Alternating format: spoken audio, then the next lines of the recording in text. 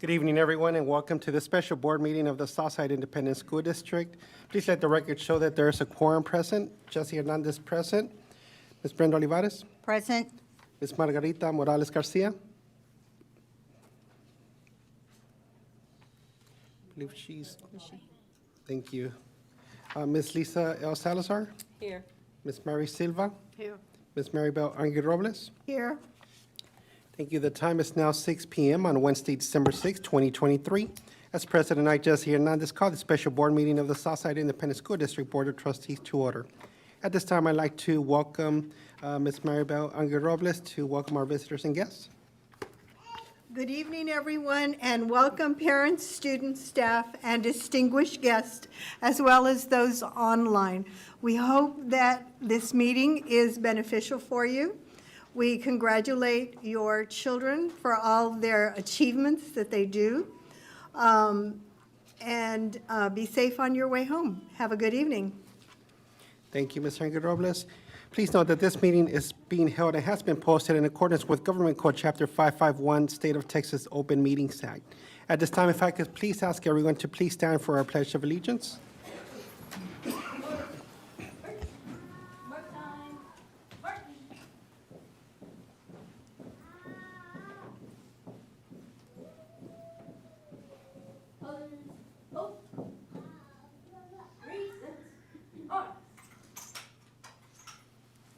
I pledge allegiance to the flag of the United States of America and to the republic for which it stands, one nation, under God, indivisible, with liberty and justice for all.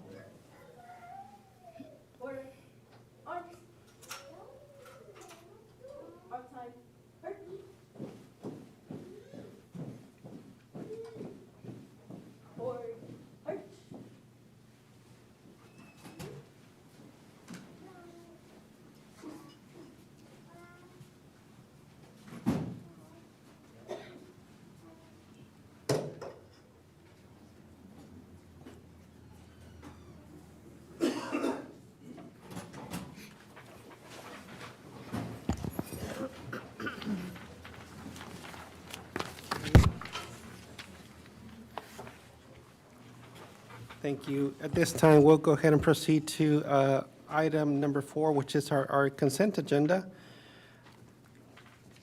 Do I have a motion for approval of consent agenda items A through D? I'll make a motion that we approve consent agenda A through D. Okay, Ms. Lisa L. Salazar makes the motion. Ms. Brenda Olivares seconds. Okay, Ms. Olivares? Yes. Ms. Morales Garcia? Ms. Salazar? Yes. Ms. Silva? Yes. Ms. Angel Robles? Yes. And I, Jesse Hernandez, yes. Motion carries. Moving on to presentations. We'll skip item A and come back to it, but proceed to presentation on campus student VIP awards. Superintendent Ramirez. Good evening, Board of Trustees, staff, and community. Ms. Gallegos and Rincon will recognize our VIP students who have exhibited great attendance, grades, and conduct. Good evening, Mr. President, Board of Trustees, Superintendent, committee members, parents, staff, Southside. We are once again here to bring before you the best of the best here at Southside ISD. These are our Cardinal VIPs, part of an initiative between the Communications Department and Student Services. It was developed in a way to recognize students for demonstrating district-wide behavioral expectations. These VIPs were nominated by campus leadership. These are students who were selected based off their behavior, attendance, academic performance, and overall spirit of being a Southside Cardinal. Now, without further ado, I'd like to introduce Ms. Gallego from Student Services so we can meet our December VIPs. Thank you, Ms. Rincon. Welcome, Ms. Gallegos. Good evening.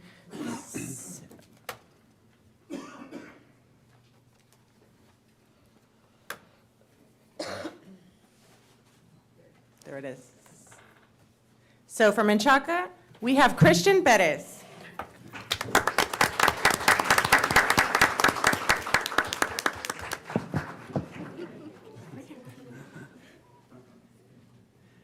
For Freedom, we have Jaden Rios. For Gallardo, we have Charlotte Rico. For Heritage, we have Ramon Herrera. For Pierce, Ali Martinez. For La Soya, Caleb Traeger. For Matthew, Harmony Flores. And then for the high school, Alan Patino.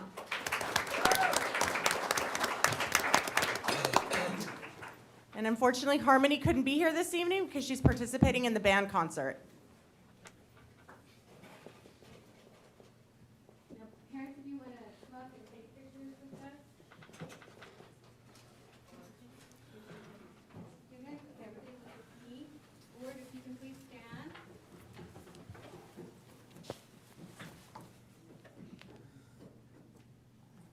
Nice big smiles. 1, 2, 3. 1, 2, 3. Good looking group. All right.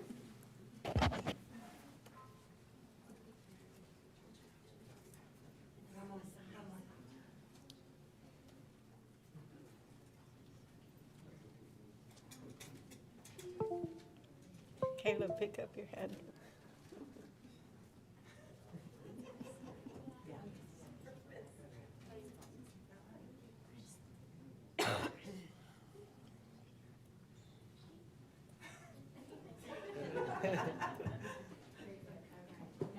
Congratulations. Thank you.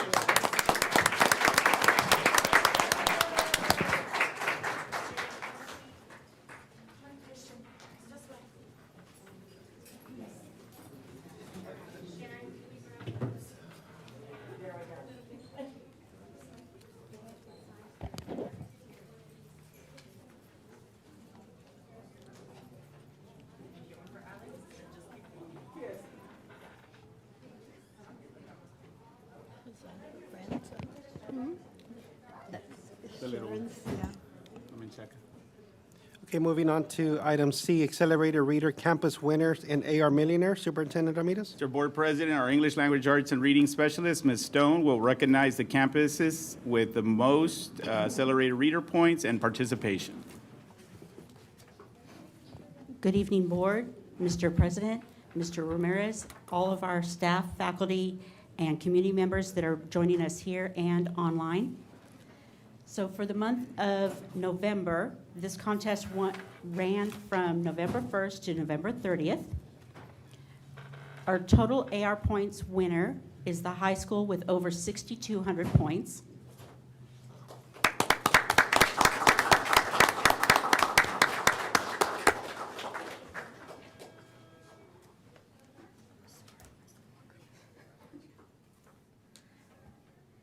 And you have data here broken down by grade level and campus for the points. For our participation percentages, La Soya with 99% again.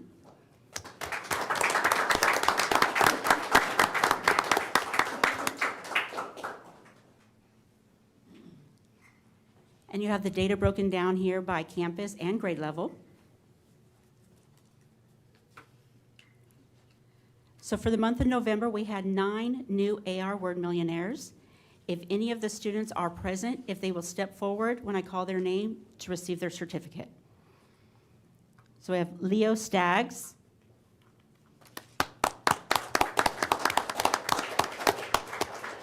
Derek Medina Reyes. Julissa Garay.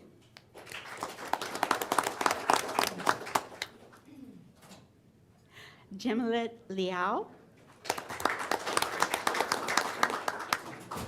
Raquel Fernandez. Raul Maldonado. Amber Monsivais. Rosalind Castro. And Carla Luna Benavides.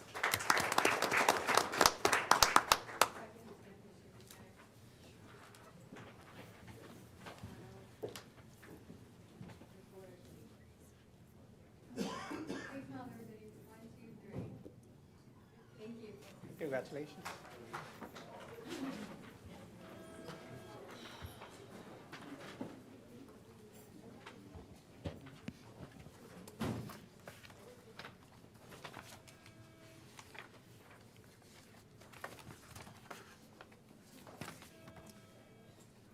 Okay, moving on to presentation on varsity football recognition. Superintendent Ramirez. Mr. Board President, our football team had a marvelous season, going undefeated in district. They played exceptionally well this season. We're very proud of them. To recognize our football players, we have Coach Locke.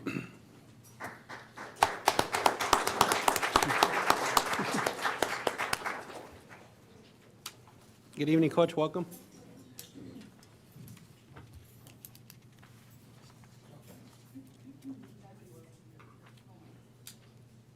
Well, I don't know who's actually shown up. We got soccer and basketball, we got a lot of things going on right now.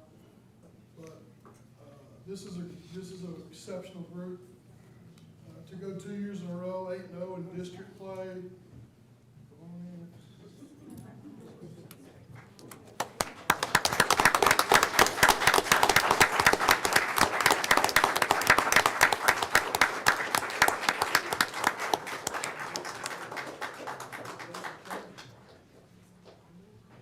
Holy cow. Sports youth. There's 40, some, come on in, two others. All right. I'd say a lot showed up. This isn't all of them, we had 42 suited up the whole year. We didn't lose any of the grades. Didn't lose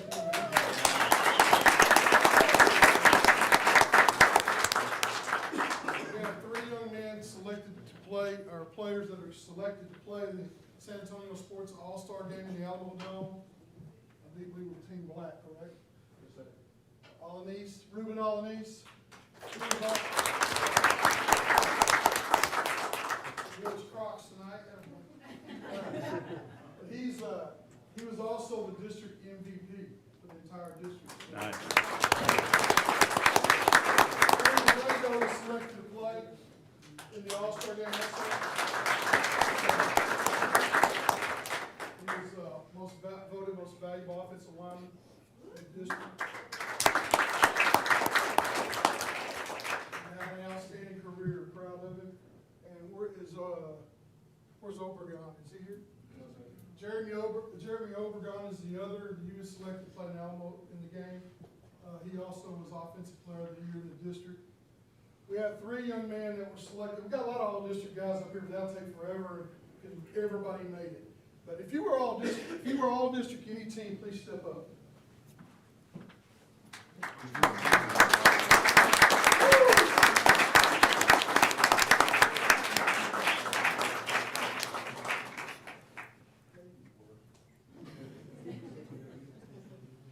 Our kicker's not here, is he?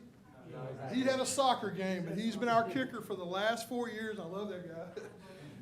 Javier Moreno, he was on district too. I don't want to say that. But we also had 3 young men selected this week to the Texas High School Coach Association Academic All-State Team.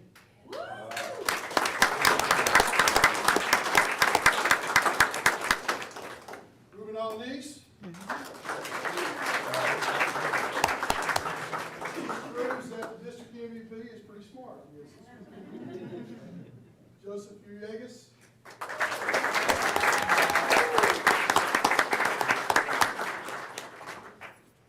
Damon Moyet.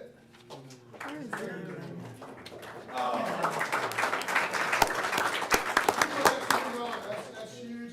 Like I said, this school has won district 5 times in its history since 1952.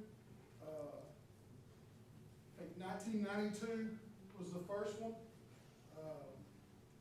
2017 was the second one. 2020 was the third one.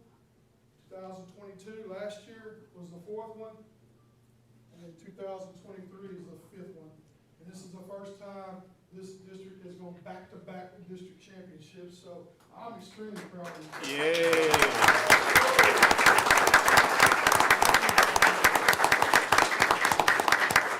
I know people out there really don't know how hard that is to go undefeated 2 years in a row in a district, but it's hard, and very few teams get to do it. So I'm proud of these guys.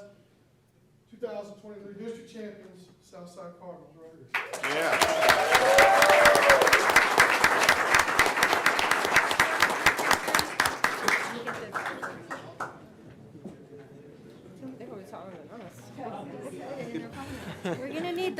board to come around, please?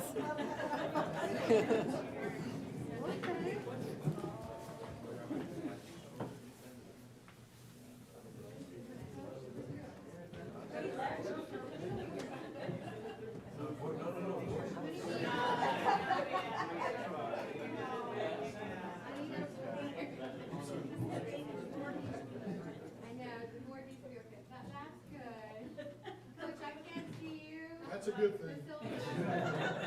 Break your camera. Easy, Brenda, easy. Okay, here we go. For the record book. Big smile. 1, 2, 3. One more time. Open eyes. Open the eyes. Every smile. All right, parents, if you're here, there you go. There you go. We have some out here. If you're a student, you're being shy, step forward.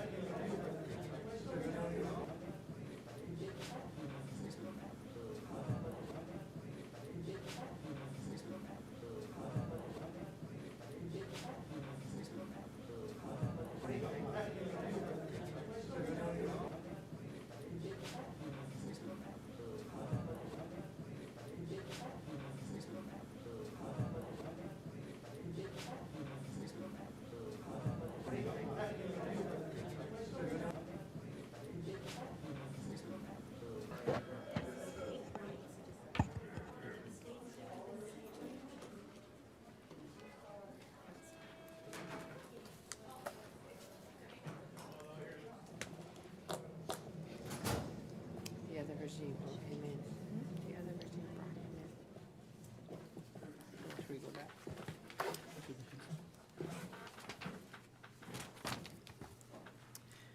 Okay, moving on, we're going to go ahead and go back to presentation, our monthly Conservator report with Dr. Sylvia Reyna. Welcome, Dr. Reyna.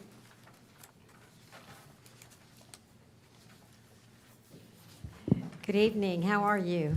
Doing well. Good evening, President Hernandez, members of the board, Superintendent Ramirez, and district staff and community members. I welcome the opportunity to speak with you this evening. Simply again to reiterate that you all are on a path to success as far as the two areas that TEA has looked at needing improvement, and those path to success involve the finances area and also the governance area. I do want to say that last time we talked about refining some of the expectations and then really executing them. I have been in contact with Mr. Ramirez and also with those with the LSG coach that is going to be supporting you as you continue your journey to excellence in governance of this school district. And so I look forward to future meetings that I'm going to have with the superintendent such that we can map out that plan of action and then you all can carry that out. I also spoke with have received reports from the finance department that everything is going well with the collection of information for the audit that is going to be adopted in January, and that everything looks good. They're working hard, but they're working hard at doing what is the best thing in the best interest of this district. So I look forward to excellence in that area also. I keep talking about the fact that my goal here is to ensure that everything is so cemented in the way that you do business that I no longer need to be here.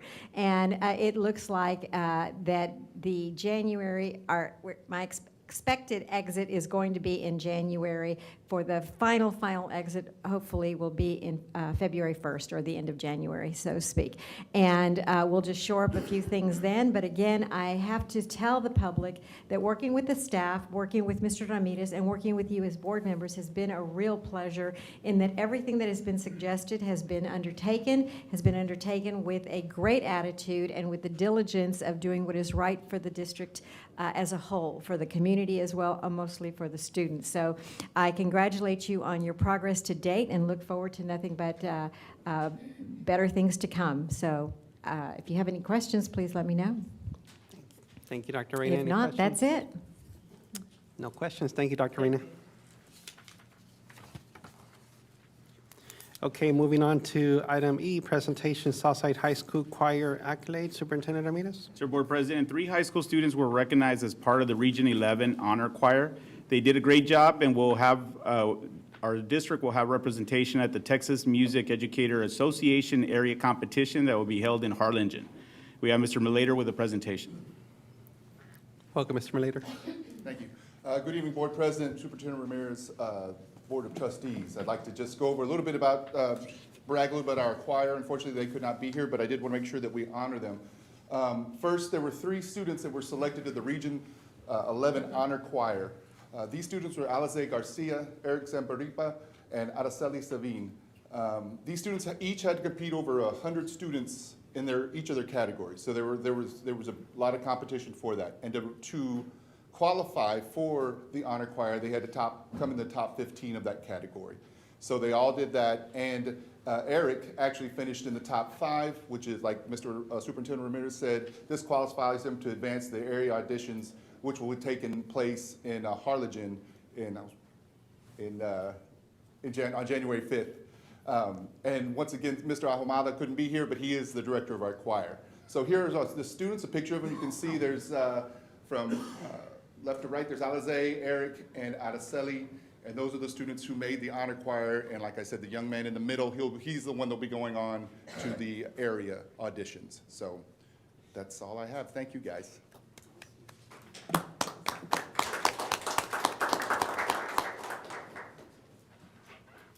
Thank you. Moving on to item F, update on District Goal 1. Superintendent. So, Board President, administration will present the STAR scores by subject by grade level and compare them to the other school districts. We have a lot of work ahead of us, but we're moving in the right direction. We have Dr. Spohr and Mr. Castillo with the presentation. Good evening, Dr. Spohr. Mr. Castillo, welcome. Good evening, Board President Hernandez, Board of Trustees, Mr. Ramirez, and staff and community. Last month, we brought you the comparisons by grade level, and this time you asked if we could separate out the reading and math so that we can see, and again, these are composite scores, so that is the average of the approaches, meets, and masters. All of those together give us a composite score. Again, this is not out of a 100, but it's a way for us to compare how are we doing in comparison to other districts. So here you can see third grade math and reading are still in second place with this comparison group. Just slightly behind our first place district. Same thing with fourth grade. You can see that the reading and math scores are pretty close. They're pretty similar. We don't have one that's way higher or lower than the other.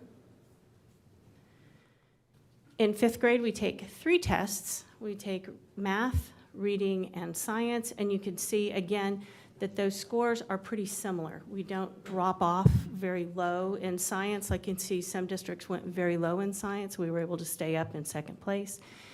In the reading and math, we did drop into third place, very close to that second place one, and you can see some districts who had been quite a ways behind us may have pulled up in reading, but they didn't in math or science. So that's how our elementary schools have done. Any questions on the elementaries? Any questions for Dr. Spohr? No questions. Okay, for the secondaries, Mr. Castillo? And as is, we see for the math and reading in 6th grade, they're about the same, 35 for math and 36 for reading. Although if you look at 6th grade reading, we see that we're in the middle of the pack. So, you know, after looking at our scores, we did meet with our RLA coordinator, campus leadership, you know, and we're looking at the challenges, and we've all come to a consensus that it's the writing that changed. So revising and editing is one of the things that we saw there that we can improve. Although there was growth, it's not where we want to be. So what we're doing is we're having weekly review edit activities. We're also having, you know, in our strategies classes, those are our intervention classes, we're having what we call our grammar keeper folders. And we are also incorporating more short constructive response writing or practices within the day-to-day lesson delivery. So for our 7th grade math, we have a 35, and our 7th grade reading, we have a 39. Again, the students are performing just about the same in math and reading. For our 8th grade math, we're at a 37 composite and a 43 in 8th grade reading. And we also test for science and social studies. So if we look at science, we have a 40 composite score, and for social studies, we have a 25. Again, we had growth in social studies, but it's not where we want to be. One of the things that we encountered after circling back is that we knew that we had teachers that really hadn't taught the U.S. social studies, U.S. history before. It was their first year, and they really didn't have the experience. So some of the things that we're doing is we're coming up with content-specific professional development for them, and we're also incorporating and spiraling U.S. history TEKS in the lower grade levels. So for high school algebra, we're at a 37 composite score. For high school biology, we're at a 47. And for U.S. history, we're at a 60. Any questions so far over the middle school and high school scores? Any questions? I have a question overall. So, Mr. Ramirez, you mentioned that we have a lot of work to do. What are we doing different now than what we did before? So I think part of the plan is that we give more time for our staff to become more comfortable with the practices that we have in place. Also, our students, as they go from one grade level to another grade level with the system that we have, they're improving. And shortly, they can share how they've done from year to year and shown that growth per subject, per campus, on how the improvement has been done from one year to the next. So one is allowing for more time. And I think this year we're going to show more improvement, and hopefully that will continue. Some of the things that we've done is that we've allowed staff to share best practices and go from one campus to another campus and see some of the high-performing teachers and what they're doing and getting some of those practices and bringing it back to the team. We're recording staff and seeing with the staff that is doing very well and showing it as a grade level, as is also the subject, and then those who are not doing very well, and recording them and having a one-to-one with the instructional coach, the specialist, and the teacher, and looking at what could you have done differently to do the sponge activity during the lesson, when you close the lesson. You know, were you walking around? Were you sitting down? What is it that you can do different? And teachers have been very receptive to those activities, and they have no issue with recording themselves or anything like that, and sharing it with the whole team. And looking at the curriculum, we've allowed staff to, on a weekly basis, plan for what's going to come, and to make sure that during the working hours, they're reviewing it. So, and that way, nobody's winging it, nobody, because they're busy at home. So we make time during the day before the week that they go over what the activities are. So once the week starts, that they're doing what they're supposed to do. Each of the administrators has a set of walkthroughs that they have to do. As we do our campus visits, we look at the walkthroughs. We make sure that everybody's doing their counts, and then we'll go over teachers that are struggling. They have data rooms where it has the breakdown by student with their picture, whether they're in the approaches, if they're the meets and the masters, and week 1, week 2, week 3, and if we see movement from that approaches to the meets to the masters, then it's going well. If we're not seeing it and we're seeing it the other way, where a student was in the meets and has moved to the approaches column, then we have that discussion. Why is that happening, and what is it that we're doing to help that student? So these are some of the things that we're doing that I think with time are going to improve our results. And so far it has. From year 1, as you can see right there, looking at all subjects at the district level and looking at each subject, for the last 3 years, there's been improvement. And we're hoping that that improvement continues, and I think it's just a matter of time. But we do have a lot of work ahead of us, and we have to recognize that. So if you could go over those scores. So here you can see, this is again, now this is all students who score approaches or better, so this is the passing rates, not a composite rate, but a passing rate to see how we did in '21. Reminder, that was our first COVID-impacted year, but then in '22 and now to '23. So we've grown quite a bit. You can see some of them went up many points, others just a few points. Our goal is to get at least a 3% growth each year. If we do that, we will be meeting our board goals for student performance and the accountability ratings. So looking at that now by campus, you can see where the growth is as well. So this slide has all 4 of our elementary campuses. You can see all subjects, and then the core content where they are tested. And a reminder, only 5th grade is tested in science, but reading and math are also tested in 3rd, 4th, and 5th grade. So you can see that we've shown quite a bit of growth. For example, you can see Freedom, their math last year went from a 67 to an 84. So while it may show that we are in 3rd place for 5th grade reading and math, we showed a huge growth in how well we did. We're not at where we want to be, but that is certainly something to be very proud of and to see as a bright spot there of all of the campuses and how they did. Any questions on that piece? Yes, ma'am. Sorry. Looking at the scores and looking at the different campuses, and thank you for this, I appreciate the information. What is it that we're doing extra for Freedom and Gallardo? Because I'm looking at their scores for reading, and they're lower than the other 2 campuses. Right, and you can see that where they started was lower than the other campuses. So again, I'm looking at each campus and did you grow? Mm-hmm. So the expectation, if you started last year at a 75, we wanted you to go up. You did. You went to a 76. But if you started at a 63, I'm not going to expect you to make the same amount of growth in 1 year, but we do expect to see that 3% growth. So a reminder that, last fall, we were bringing you targeted improvement plans for Freedom and Gallardo. They were still in the state school improvement process. They've exited that this year because they have shown continued growth and improvement. So again, we don't expect to go achievement, and this is not growth, but achievement to go from, scoring in the F range to an A range in 1 year. But we have a plan to continue to improve 3% every year.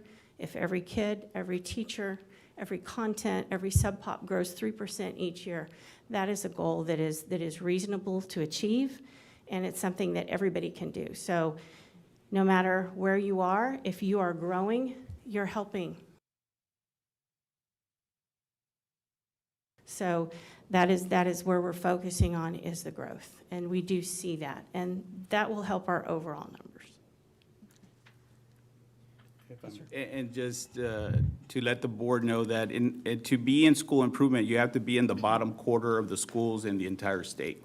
So Gallardo and Freedom, in order to get out of that, they had to maintain that improvement for 2 years. So this past year they improved, so the 2 years gets them out. So they've done an excellent job of doing that and maintaining that improvement and getting out of that school improvement. Any other questions, Ms. Salazar? Piggybacking on what Ms. Brenda said was, why are we leveling off? Because there was such a gain in the beginning, and now we're either leveling off or we're dropping one. So what is the reason for that? Have we figured that out? And how are we gonna maneuver higher than lower? So we know with the COVID year, that was exceptional, and everybody went lower than what we really thought they should have done. So to see that big, huge jump, that was what we wanted to see. And now to see another big, huge jump on top of that is not as reasonable as to expect a small one. So the 3% is the goal. However, last year was the year of the huge STAR test changes. So for the first time, we had writing as a part of all of our reading STAR tests. So our third graders had to do an extended composition. They had to do short constructed responses on theirs. For science and social studies, they incorporated writing. Everybody went to a computer-based test, and the types of questions changed. So in 2022, it was a paper multiple choice test that we took, which is arguably easier than what they had to take in 2023. So with a harder test, they still showed some growth. We know that one of the things that is on our list of what we are working on is to push students into meets and masters and not to settle for them just passing the test. We want them to push into meets and masters. That's where we're going to see those composite scores go up. That's where we're going to see students really achieving well, is to get them there. So in the elementary schools, our goal is to get students reading on grade level by third grade. If they can do that, that's a great indicator that they will graduate on time from high school. Data shows us that. What we want is for them to be at meets at third grade. So our goal is to not just look at approaches, but to look at meets. So approaches is considered passing, so we want to recognize that. So they are passing, but we are looking for everybody to grow and not to fall back. So we know that we had some kiddos in 2022 who were at meets or masters who might have fallen back a little bit. That's something that we are individually looking at, so we know where is every individual student and what is their plan to grow. So the students have that information so that they can take some ownership of their learning. The teachers know that so that they have a plan to make sure I'm not just teaching to the middle, but I'm ensuring that every student is growing. And at the district level, we are also looking at that. So when we went to one of the campuses today, that was one of the things we looked at was how did we do from the very beginning of the year now? We're a semester in. Do we see some growth? And do we see growth at the meets and masters? And we can say that, yes, we have seen that. So when we come in January, we'll be bringing you what they're taking next week, which is their benchmark for the 9 weeks. And that will include things that they've learned from the beginning of the school year through this whole first semester. It will mimic STAR in the formatting, and it will be a 4-hour test. So that's mimicking STAR as well. So they're going to have to do all of that writing and the reading, the science and social studies tests. They're going to have all of those same types of questions, which they have been having all along. We're going to put it all together now because we know test stamina is something that they need to work towards. So those are some of the things that we're working on to get that improvement as well. And just to answer your question, Ms. Salazar, Heritage last year was at a 95 and 95 campus rating. And they were able to improve in reading and in math, but went down in science. So once you get to that level, it is becomes more difficult to make sure that there's improvement, and that what we ask is that the student either is going to stay at that meets or master's level or improve. So this is where our expectations become a lot higher, because yes, fantastic. Students and staff did a great job last year, but now we have to improve. So those expectations are brought to another level. The same thing with Freedom. Freedom was at an 88, and in math and science they improved, but in reading they went down 1 point. Of the 4 elementaries, that was the only one subjects that went down compared to prior year. So we have to do our job to make sure that those expectations are up there, that, hey, if our students were able to manage at meets and masters, the meets need to move up to masters, and the masters need to stay at masters. The approaches need to go either to meets or masters. And the ones who did not meet expectations, they need to bump up. So that is what we've been having those discussions with staff. They've been very receptive, and we keep on bugging them that there needs to be improvement, and that will continue. They have those expectations, and it comes down to the staff, to the teachers, and then to our students. So yes, we need to make sure that the improvement continues. If not, then we don't want to see it go in the opposite direction. And we continue to see improvement at the middle schools as well. If you look back from the 2021 school year all the way to the 2023 school year, we went at Matthew from a 45 to a 64 to a 69. At Lozoya, we went from a 45 to a 62 to a 64. So success is measured by growth. You know, we want, whether it's an inch or a foot, 2 points or 5 points, we're inching our way to earning that A-rated campus. So we see across the board that at the middle schools, we're not where we want to be yet, of course. But we're working hard. Everybody's working very, very, very hard at the middle schools. At the high school, we also see a trend of growth there. From the 2021 school year, we had a 58. The 22 school year, we had a 71, and then we have a 73 for the 2023 school year. Any questions on the secondary campuses? So, Mr. Castillo, on the reading for the 6th and the 8th grade, is there anything being done, because they're lagging behind significantly? Yes. Any additional emphasis being put on reading for the 6th and the 8th graders? Yes, sir. What we noticed is that, like I had mentioned earlier, is that it's the writing for 6th grade. It's the ECRs, extended constructive responses, and for the 8th grade, it's also the writing. So we do, what we have at the middle schools are strat classes, which are our intervention classes. So all the kids go there because we're wanting for approaches, meets, and masters kids to get to the next level. We're looking at how we can better address their needs. So yes, sir, we're aware of our deficiencies, and we're working towards meeting our students' needs. Okay. Thank you. Any other questions from Mr. Castillo?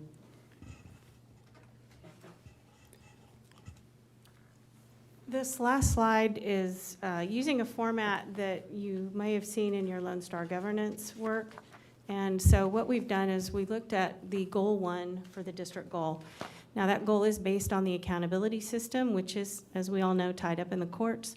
So while we cannot give you all of that goal 1, because domain 1 includes the CCMR and it includes graduation, and so we're pulling that out. And if we just look at how did the students do on those academic tests, we can pull that out and we can say that this is our goal, is to move from that 67 benchmark that we had in 2022 to an 85 in June 2027. If we go up 3 percentage points, we will make that.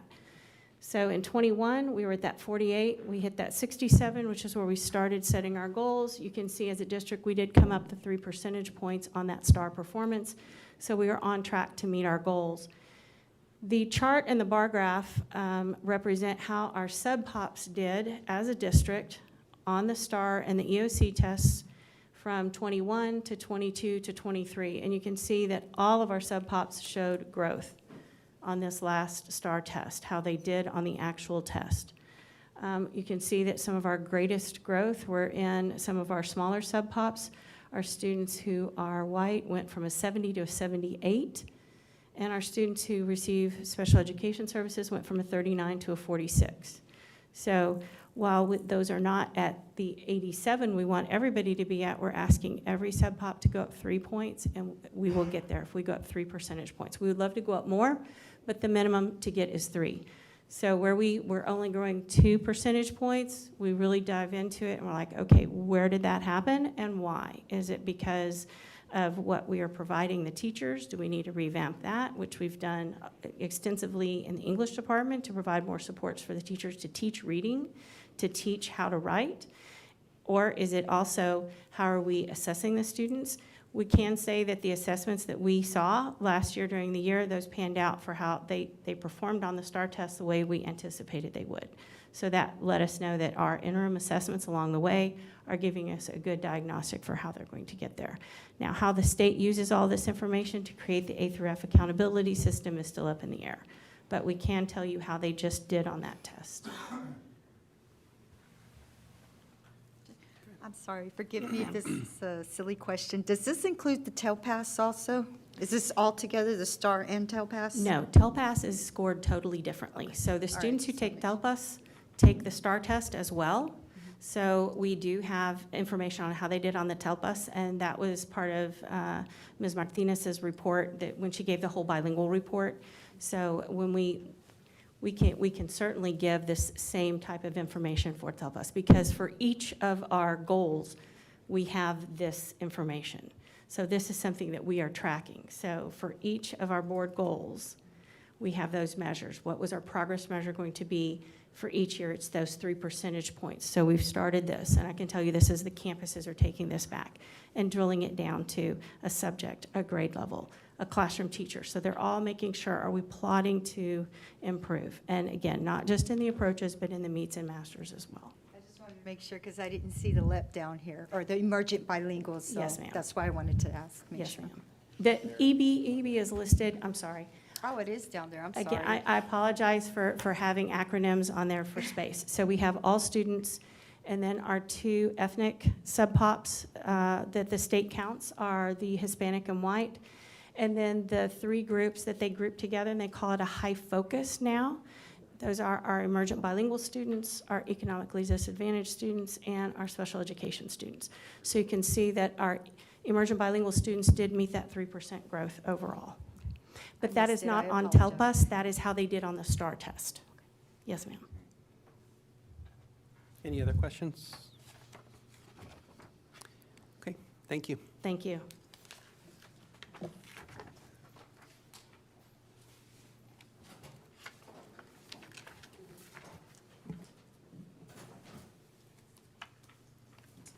Okay, moving on to Southside High School CCMR update, Superintendent Ramirez. Mr. Board President, the high school has worked hard to improve the college career and military readiness rate. Administration did a comparison of the different CCMR indicators and compared them to the neighboring school districts. We have Mr. Castillo and Mr. Malater with a presentation. Once again, good evening, President Hernandez, Superintendent Ramirez, and Board of Trustees. As we came last month to share on our CCMR progress, what we're going to be doing now is having a CCMR comparison from our district with surrounding communities. So just as a refresher, our district goal number 4 is to the percentage of students who graduate meeting college career military readiness from 82 to 92% by 2027. And there's 3 progress measures. The first one measures the IBC attainment, the industry-based certifications. The second one is the improving of receiving dual credit. And the third one is improving the number of students that are receiving an associate's degree. And now to showcase our progress on CCMR is Principal Malater. Good evening again, everyone. So we'll start with the project measure 1 that talks with industry-based certifications. You can see that, and this is from 2022, that we were at 48% for Southside, which leads the area. Now, that includes like health, our health sciences, our welding, our ag, all the different programs of study that we have that we can get an IBC in. So that's a combination of all of that. So you can see right where they are there. Now, for progress measure 2, you can see that we have some work to do. We have shown growth, but right now in 2022, we were at 23%.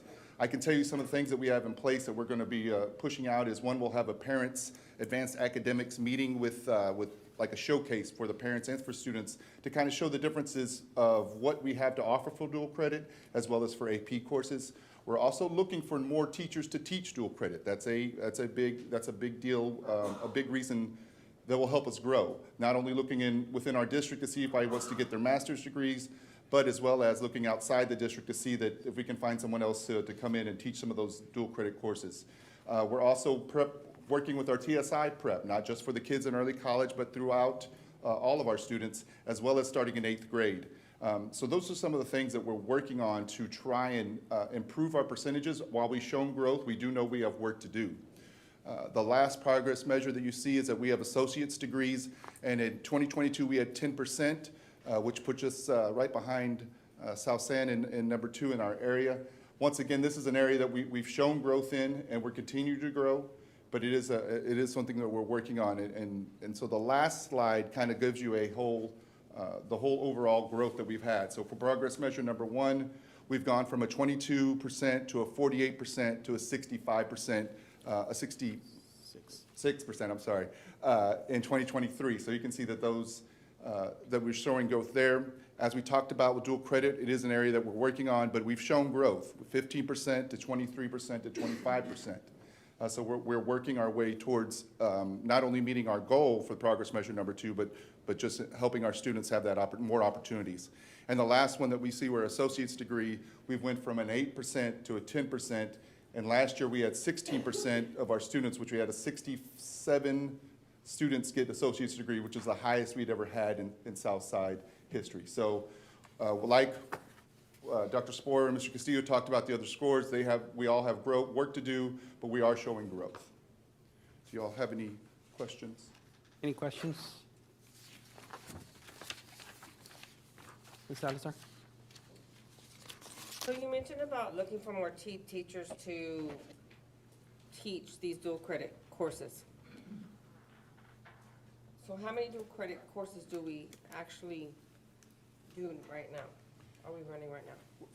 At the high school, I'd have to look the exact number. We have dual credit, we have a dual credit culinary, welding, we have English 3, English 4, we have a music appreciation, and we have dual credit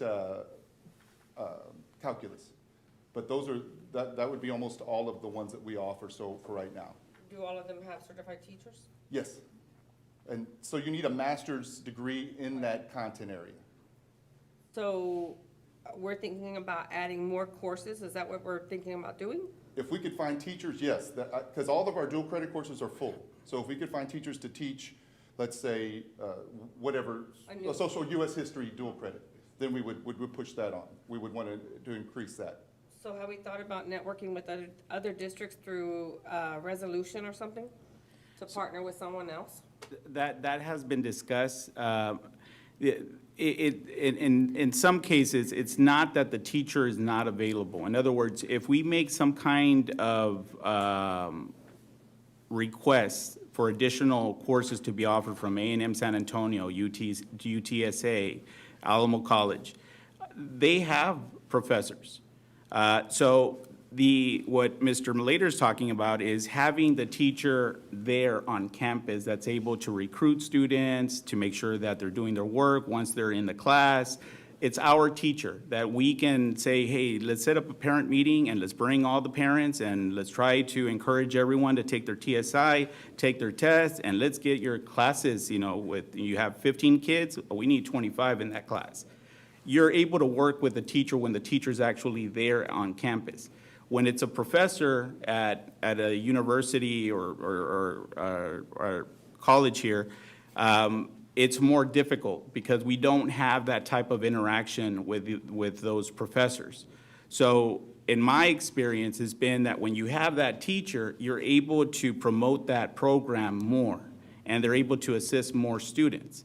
However, what we're going to look at is what are some of these courses that these schools are offering? For example, is it a kinesiology course that's getting, some of these school districts that college credit or that dual credit, where maybe it's not a TSI requirement to be able to take that course? Is it a sociology offering that, a school district, San Antonio ISD, South San is offering? Sometimes it's one of those courses that doesn't have that many requirements that it's offered, which increases that rate. I had an experience with the first early college high school in the nation, and it happened to be a neighboring school district. And they talked about how 90% of their kids were taking college courses. And I said, how in the world are they managing this? So we go back and we check, and it was a kinesiology course that was being offered. and 90% of the kids were taking it, and with that, they ran and said that 90% of their kids were getting dual credit. So we just need, it's the way that the system is played. However, we want to do it where it benefits our students. While we are lacking or a little bit low on the dual credit compared to the other school districts, we have more students completing their associate's degrees. So we have them taking their full 2-year coursework, 60 college hours that they're able to complete. So we know that. So the plan is, one, try to encourage our teachers to go for their masters if they're not already. Two, as we hire staff, that if they have a master's degree, that'd be something that we'd be very interested in. And then three, to come up with these agreements with the local universities to offer some programs here.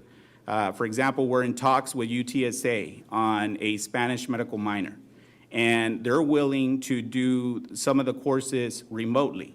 And these are professors that are teaching those courses. So once we finalize that agreement, that should increase our scores with the Spanish 3, Spanish 4, both on the dual credit and both on the AP. Because if they take that course, they pass their AP test, if they get a 3 or higher, in those Spanish courses, they have high passing rates. So we need to make sure that we look at all of our options and in order to improve these numbers and give the opportunities to our students to take more of these courses. So that's what we're looking at. Have we partnered with the college to offer the master courses through Southside, working with Southside, because I know Somerset does that. Michael, you're probably familiar with that one.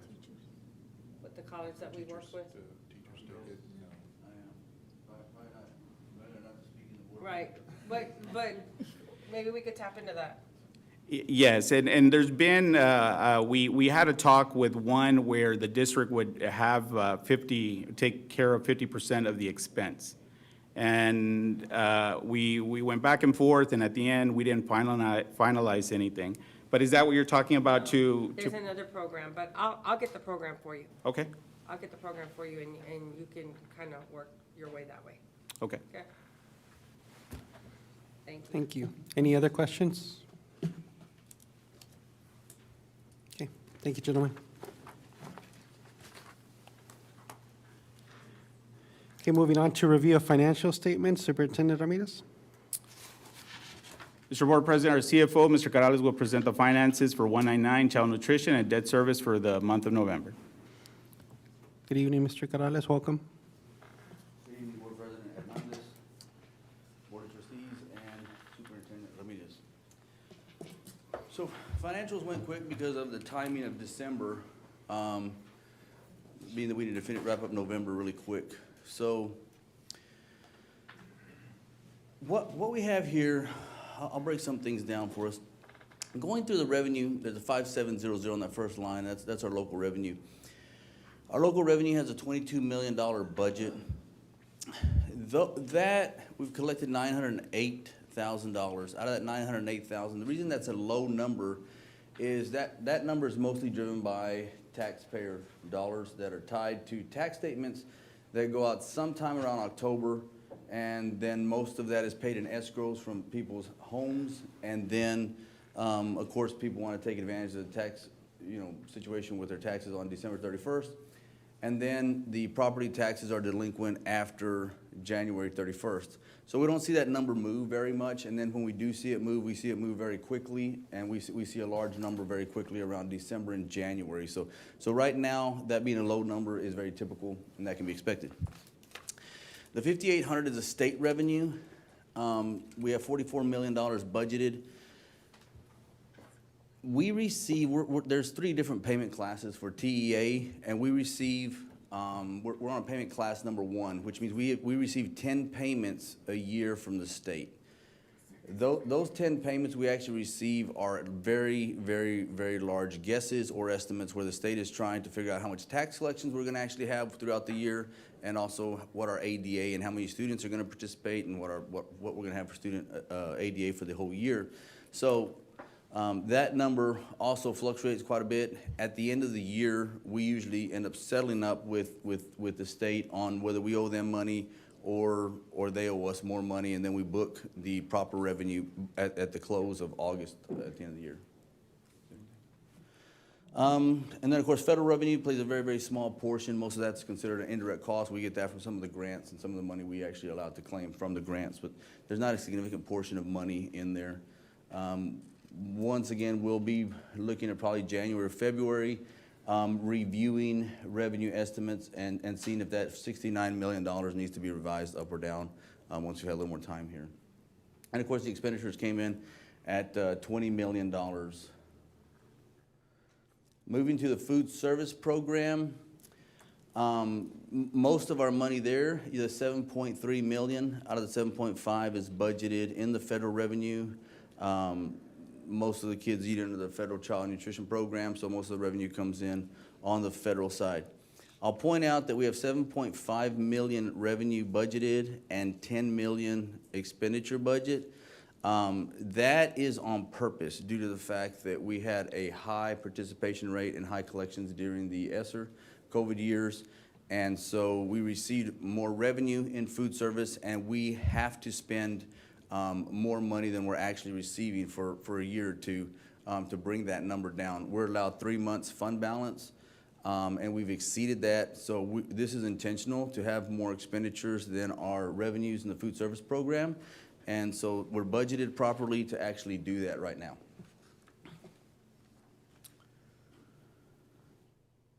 And the last of the three is the debt service. What I'll point out on this report here, same thing, most of our tax collections don't come in. This is driven by majority by tax collections. We'll start seeing the tax collections on this come in December and in January. The expenditures on the debt service side are $250. The reason that is so low is we only make 2 bond payments a year. We pay in February and we pay in August. So we actually only pay twice a year on this. The $250 are some fees we actually pay for our debt being handled, but there are large payments that go out twice a year. So we actually haven't ran into a time period of much activity inside of this due to the fact tax collections haven't come in and it's not February, so we have a payment in our debt yet. I think I'm done. Any questions? Any questions for Mr. Corrales? Okay. No questions, sir. Thank you.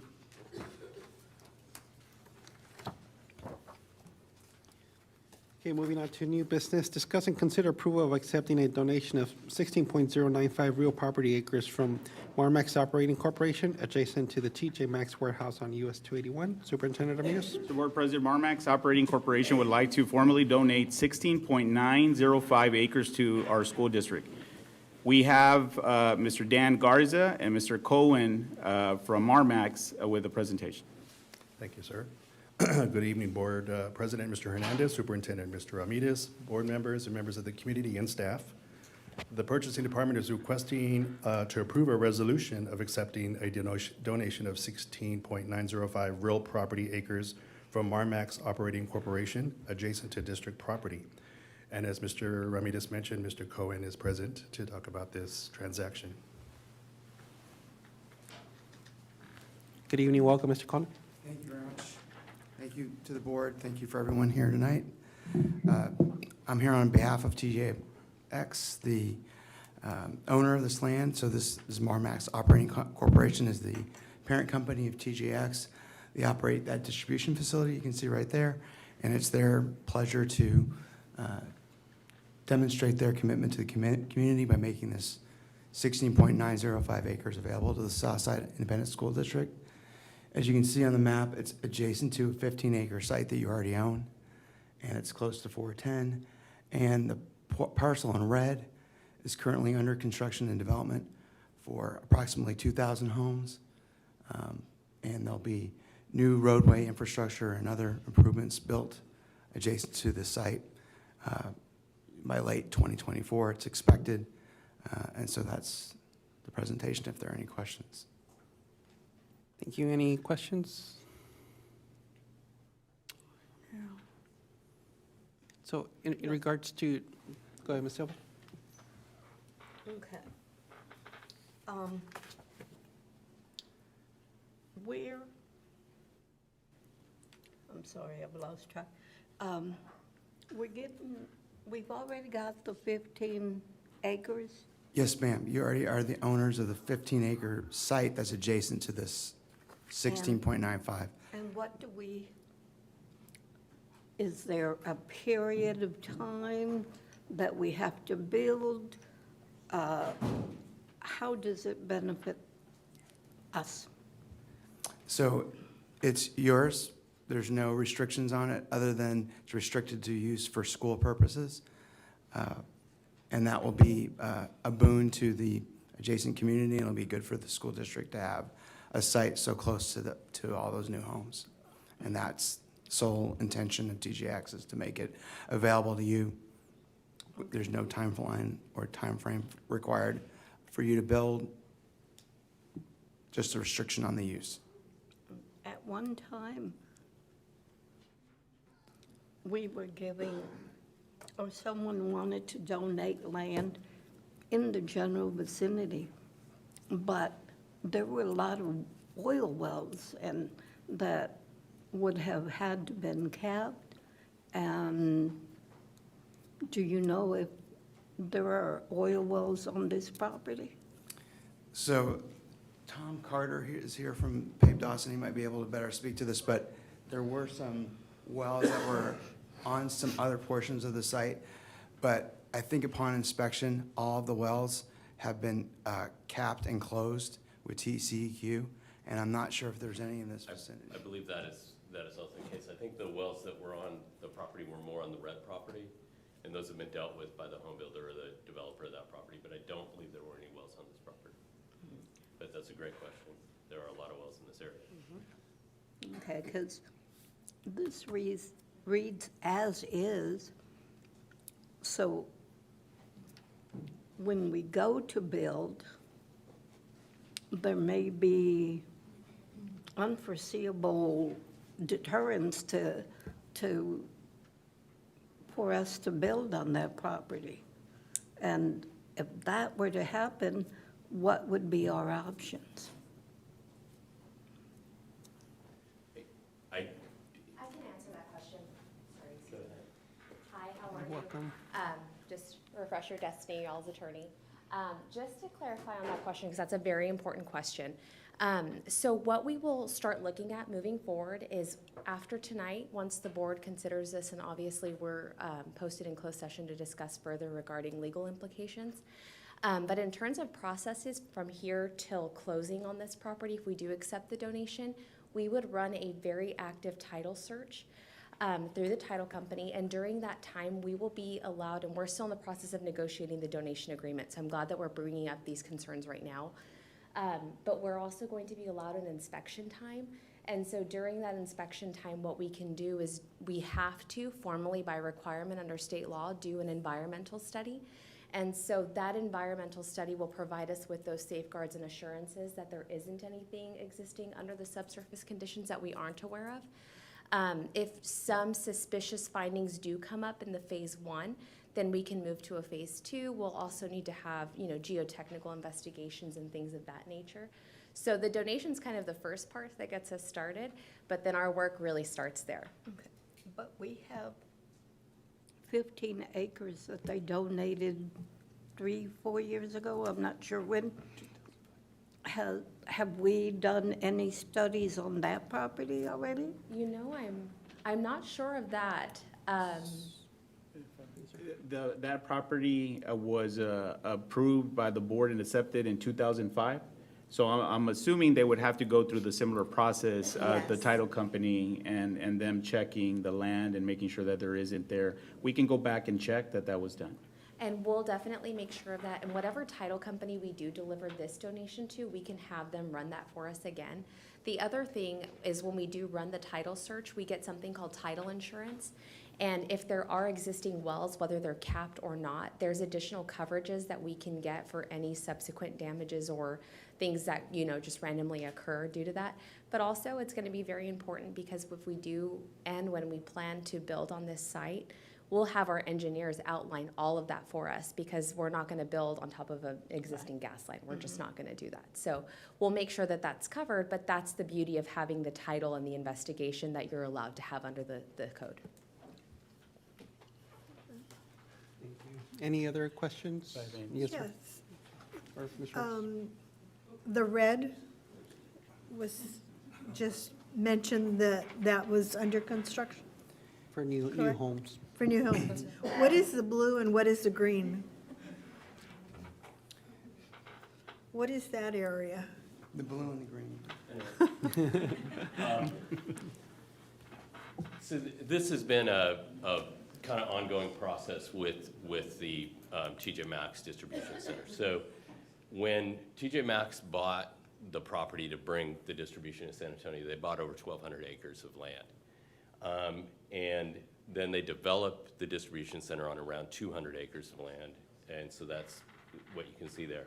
The blue land actually has been deeded to a combination of Texas A&M San Antonio and the San Antonio River Authority. So that's effectively parkland. It's mostly in the floodplain. It does include Cason Lake, which is that existing large lake there that has been there for many, many years.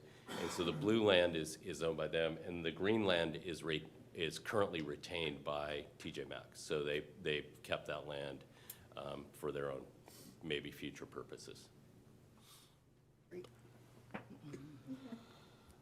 you. Mr. Ramirez? Just to give the board an idea of where this property is located, it's right next to the Villa Coronado Park, right next to it. So we went there. It's a very nice property that, looking into the future, that we could partner up with the city and utilize. There's a tennis court, there's a walking trail, there's basketball courts right there. So it's a fantastic location. So I have to say, Mr. Cohen, and I didn't get your name. Tom Carter. Tom, thank you so much for the donation. I know that in the future, we're growing. We already saw that we're right next to that property. They're already working on, I guess, making some roads that will go all the way to Roosevelt. So some work is being done there. And the utilities that are needed to develop this site are being extended to the site with that construction. And that's all scheduled to be done probably next year sometime. So by the time you would get around to building a school, the utilities will all be in place. Thank you.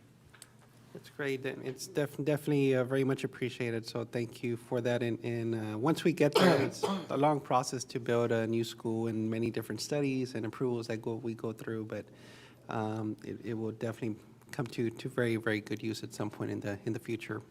So thank you very much for that. Any other questions? All right. So therefore, I guess we have to recommend the reading of the resolution that's before you. Is that correct? Yes. Yes, ma'am.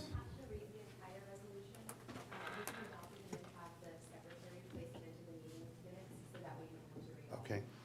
Great, thank you. Very good. Okay, at this time, do I have a motion for approval of item number 1?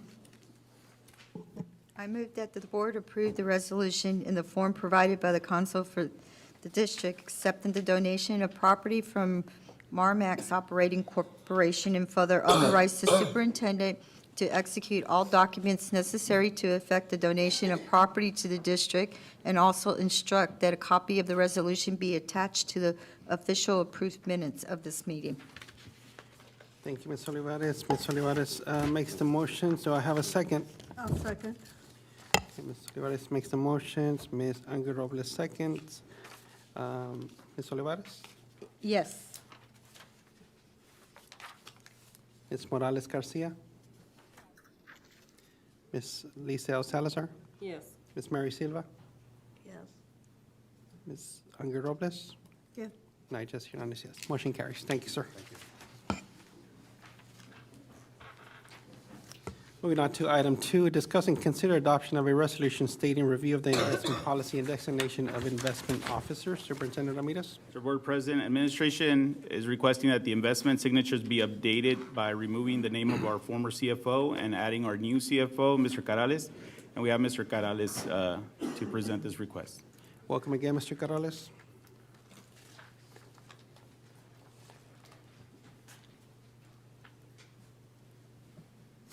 Good evening. We're asking permission to add me as an investment officer. Once I'm appointed, that starts the time for me to start getting my training.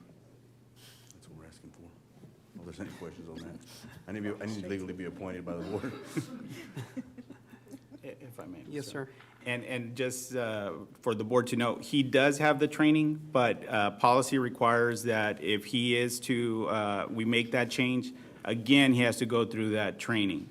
But he's already gone through the training, so I just don't want the board to think that he has not gone through the training. Did you get an A on the training? Okay. All right, at this time, do I have a motion for item number 2? I'll make a motion that we approve the adoption of the resolution stating review of the investment policy and designation of investment officers. Okay, Ms. Salazar makes the motion. I just Hernandez will second. Ms. Olivares? Yes. Ms. Morales Garcia? Yes. Ms. Salazar? Yes. Ms. Silva? Yes. Ms. Aguirre Robles? Yes. I just Hernandez, yes. Motion carries. Thank you, sir. Moving on to item 3, discuss and consider approval of the ESC100 Interlocal Purchase Agreement. Superintendent Ramirez? Mr. Board President, administration is requesting that we enter the ESC100 Interlocal Agreement. By entering this agreement, we'll have substantial savings in the purchase of medications. We have Mr. Carales and Mr. Malik with the presentation. Okay. Welcome again, Mr. Cabrales and Mr. Malik. Welcome. Yes, sir. I'm going to let Mr. Malik present this. What he's going to present is that we have an opportunity to save some money with our, he's gone shopping again on some drugs, and he's going to present on that. Right, so I'll just go right into it, if I don't mind. So what we're trying to do is save money on our prescription drugs. We're currently using Humana to buy some of those, but they pay a retail price. Well, that's not really working out for us, so we've been able to source a number of drugs at a significantly lower cost through a company called Global RX, and that's the company that through ESC. And I'll just give you one example. Cosentyx, we have a couple of people on that drug. It is an osteoarthritis drug, and we're paying $33,000 a month for that drug. So we've been able to source that for about $15,000, more than half the cost. And so what I've done is kind of show you the number of people that have the drugs and the savings that it involves in it, that it involves per year. And so we think we can drop our drug costs by about $1 million. Right now we're spending close to about $2.5 million on drugs every year. And so to take $1 million bite out of that is a significant amount. And so that's, we've got everything in place to do it. We just need the approval of the board to have a billing method to do it. And so that's kind of in a nutshell what we're trying to accomplish. If you have any questions, I'll love to answer anything you have on them. Any questions? I'd like to make a comment. I think it's a great thing for our employees, because I know that a lot of people rely on this, and it's a livelihood. One thing I didn't mention is if you participate in this program, so the employees' co-pays are waived. And some of them are significant. You can see that some of them are $70, some of them are $450. So we're going to waive their copay because we've been able to source that drug at such a low cost. So the employees will also get to take advantage of this. Great. Great. It's fantastic. Thank you. Any other questions? Okay, at this time, do I have a motion for approval of item number 3? I'll make a motion that we approve the ESC 100 Interlocal Purchase Agreement. Okay, Ms. Lisa L. Salazar makes the motion. Do I have a second? I'll second. Ms. Brenda Olivares seconds. Ms. Olivares? Yes. Ms. Morales Garcia? Yes. Ms. Salazar? Yes. Ms. Silva? Yes. Ms. Sangre Robles? Yes. Natchez Hernandez, yes. Motion carries. Moving on to item 4, discuss and possible action regarding designation of 10 non-business days for Public Information Act requests for the 2023 and 2024 calendar year. Superintendent Ramirez? Mr. Board President, administration is requesting the designation of non-business days to comply with the day requirements of the public information request. We have Ms. Sylvia Rincon with the presentation. Welcome, Ms. Rincon. Good evening. Thank you again for the opportunity. House Bill 3033 regarding non-business days complies with the Texas Public Information Act, which requires government entities such as Southside ISD to adhere to timelines that reference business days. In certain instances, the timeline to act is 10 business days. And thanks to the new bill, the law now formally defines business days. And those days do not include weekends, national holidays, or state holidays. Several school holidays, as you know, fall under the national and state holidays. For example, the Friday after Thanksgiving and Christmas are considered non-business days. How does this affect Southside? Well, HB 3033 allows school districts to designate up to an additional 10 non-business days per calendar year. Under the new law, the Board of Trustees is the only one with the authority to designate these days. If an open records request or a PIA comes through and is submitted during these times when the school is closed, and these are not already designated by yourselves, it would require staff to adhere to the legal timeline to respond, which could mean pulling resources and staff who are on break. So the recommendation is to choose those business days. Thank you, Ms. Rincon. Any questions? Okay. Ms. I just Salazar? want to make a comment. I know that this is, I don't know if it's in the best interest of anybody, to be honest with you. Because for me, if somebody's asking for something, they already have the legal in place. This is just, for me, a cushion for us to allow our staff to not have to work those days. So I just want to be clear that, you know, I'm not necessarily against it, but I'm not necessarily for it either. And I know that all districts are going that way because I know media talks and I know all of you got together and kind of shared this. But, yeah, this is just to help the districts, not for me. I mean, if I'm asking for something, there's a reason why I'm asking for it. So for me, you know, we need to do our due diligence to at least try to get everything that we've had requests for prior to going out to break, you know, and not let them stagger just because. Yeah, so what I would add to that is definitely, I think the intent of this, and I've read up on this before, I think the intent of it is to make sure that staff has the time that they will deserve to be off. That It's would not, be it's not a intended little to more delay it accurate. further, right? I think it also has, not to interrupt, but indeed, it's to give us the days to actually work them. An example would be, sometimes it does require more days to pull police reports or to get statements. And in certain circumstances, it's not just pulling our staff, but other outside entities to come in.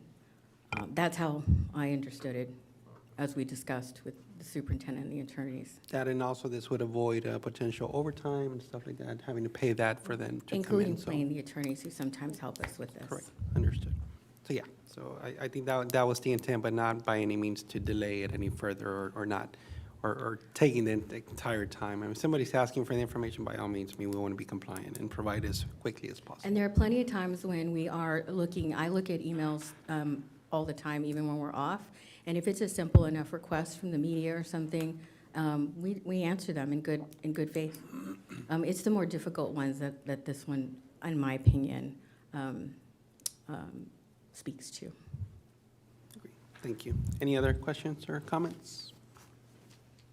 Okay, thank you. At this time, do I have a motion for approval of item number 4? I move that the district designate the following days as non-business days in accordance with the Texas Government Code, Section 552.0031F for the 2023 calendar year: December 18, 19, 20, 21, 22, 27, 28, 29, of 2023, and further move to designate the following days as non-business days in accordance with the Texas Government Code Section 552.0031F for the 2024 calendar year. March 13, 14, 15, November 25th, 26th, 27th, December 23, 27, 30, and 31 of 2024. Thank you, Ms. Brenda Olivares makes a motion. Do I have a second? Jesse Hernandez will second. Ms. Olivares? Yes. Ms. Morales Garcia? Ms. Salazar? Yes. Ms. Silva? Yes. Ms. Sangre Robles? Yes. Jesse Hernandez, yes, motion carries. Thank you.